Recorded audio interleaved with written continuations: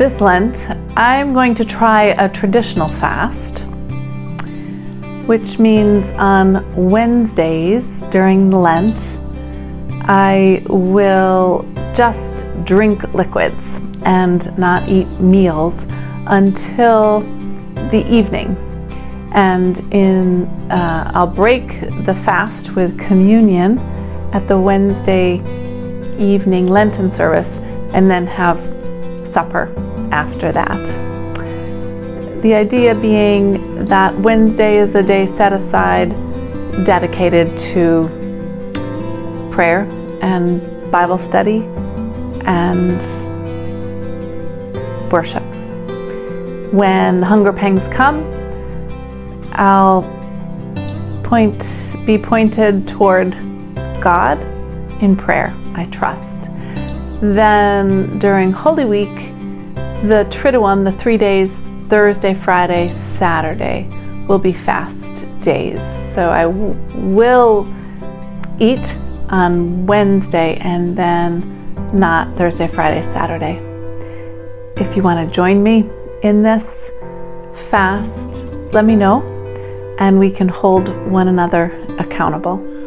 Yeah, my family and I are excited to engage in prayer and fasting this Lent.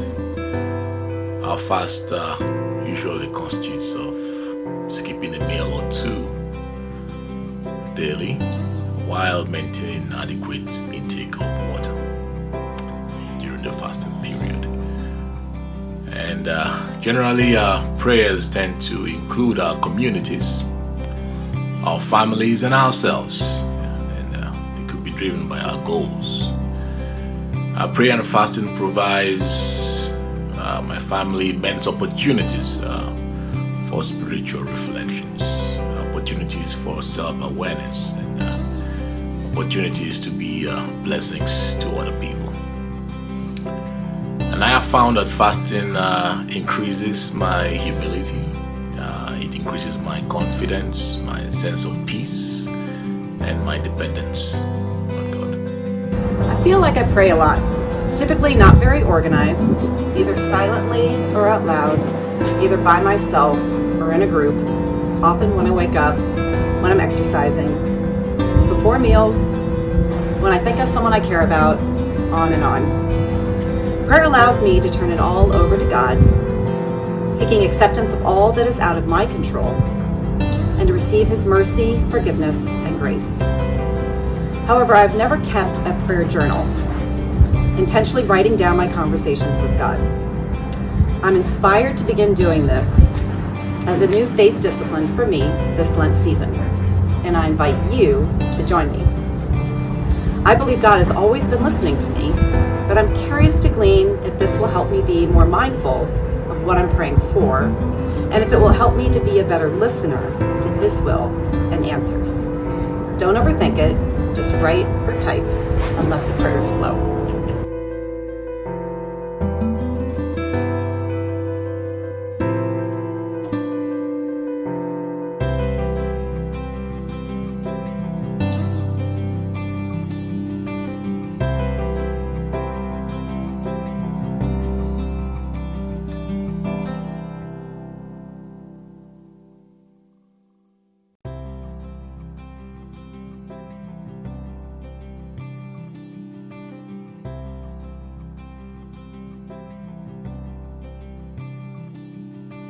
When you're raised as a Baptist in North Carolina, you don't know what the word Lent is. I promise you, I never heard it until I was a junior in high school, and that was because I took a job as organist and choir master in a Methodist church. When I got to college, I began to read and understand more about what Lent was and what keeping a fast was, and so I kind of went overboard. There was one year that I gave up meat for Lent, and on Fridays in that same Lent, I fasted totally, not even water. I was told later that was not smart. I usually make a silly joke about I'm giving up my spare time for Lent. It's not that much of a joke on occasion. So what I'm going to take on this Lent is contacting people, either by a note, perhaps a phone call, people that are important to me that maybe I haven't talked to as much as I should, or that I need to talk to, just to make sure we're all right, not just in Lent, but in this time of pandemic. I hope that makes sense to you. I'm still working it out myself.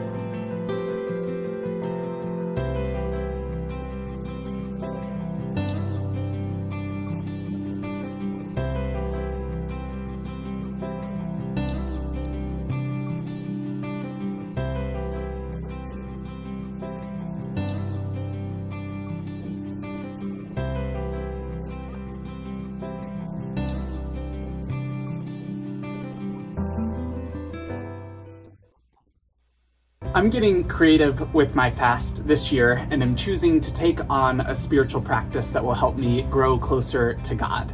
And so our bodies are beautiful gifts from God, and often I neglect that fact as I go about my day-to-day, especially during this COVID season. I've found it really hard to get up, to get moving, to be active, to eat healthy. And so this Lent season, I am really hunkering down and focusing on this beautiful gift that God has given me. And so I invite you to join me in a fast that includes exercise each day and eating healthier. And so this is a different way to fast, but it's a fast nonetheless, because in doing these things, it helps us to remember that our bodies are beautiful gifts from God, and it helps us to grow closer to God throughout these 40 days. And so join me in this fast, a different kind of fast, as we approach Lent this season.